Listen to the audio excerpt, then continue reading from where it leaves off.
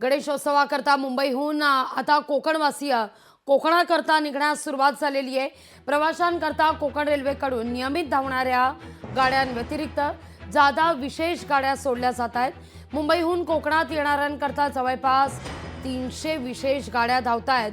सिंधुदुर्गात कुडाळ रेल्वे स्थानकावर येणाऱ्या कोकणवासियांना या ठिकाणी सोयी सुविधा मिळाव्यात याकरता आता स्थानिक प्रशासन देखील सज्ज आहे। या सगळ्याचा आढावा घेतला आपले प्रतिनिधी रोहन नाईक यांनी।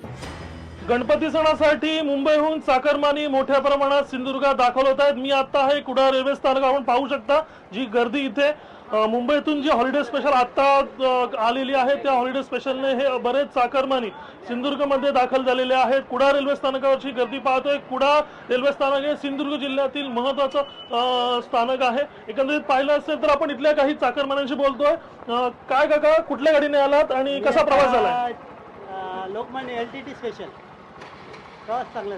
तर एकंदरीत पाहिलं असेल तर प्रवाशांचा प्रवास सुद्धा सुखकर झालेला आहे। जी गाडी आलेली आहे ती सुद्धा वेळेत हॉलिडे स्पेशल ही LTT लोकमान्य टर्मिनसवरून निघाली आणि आता कुडामध्ये दाखल झाली। अशा प्रकारे चाकरमान्यांची आता गर्दी मात्र वाढणार आहे सिंधुदुर्गामध्ये, कोकणामध्ये, आणि ही गर्दी गणपती बाप्पासाठी असणार आहे। कॅमेरा योगेश्वर, रोहन नाईक, लोकशाही मराठी, सिंधुदुर्ग।